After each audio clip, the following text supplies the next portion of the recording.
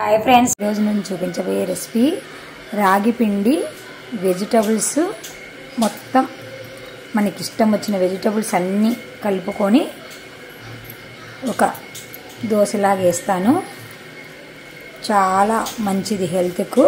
తప్పకుండా మీరు కూడా ట్రై చేసి మీ పిల్లల ఆరోగ్యము కాపాడుతూ ఉండండి ఫ్రెండ్స్. ఇద్దరికి సరిపడా చూపిస్తున్నాను.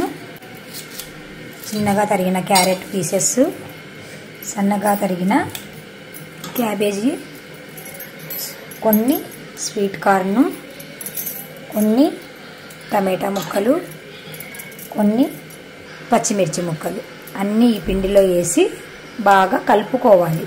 కొంచెం వాము, కొంచెం జీలకర్ర, కొంచెం చిల్లీ ఫ్లేక్స్ ఉంటే వేసుకోవచ్చు, లేదు అంటే ఈ పచ్చిమిర్చి వేసాం కదా ఆ కారమే సరిపోతుంది. తగినంత సాల్ట్, వంట సోడా వేసి అన్నీ బాగా కలుపుకోవాలి.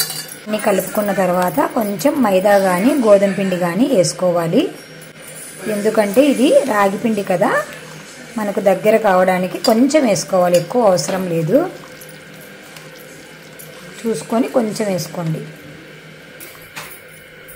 ఈ మోతాదులో కలుపుకోవాలి. పిండిని అంతా బాగా కలిసేటట్టు కలుపుకొని స్టవ్ పైన దోశ పెన్నం పెట్టుకొని వేడి చేసి పెట్టుకున్నాను.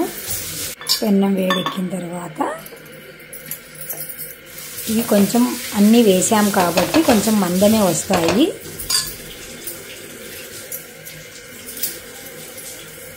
ఇలా చేత్తో అయినా అనుకోవచ్చు, లేదా గరిటెతో అయినా అనుకోవచ్చు, మన ఇష్టం. అది వేసాక ఒకవైపు కాలాక రెండో వైపుకు తిప్పుకోవాలి. అటుపక్క కూడా మీడియం ఫ్లేమ్ కానీ తక్కువ ఫ్లేమ్ కానీ మంట తక్కువలో కానీ పెట్టుకొని కాల్చుకోవాలి. ఎందుకంటే ఇవన్నీ మనం వెజిటబుల్స్ వేసాం కదా, అవన్నీ కుక్ అవ్వాలి. వైపు కాలాక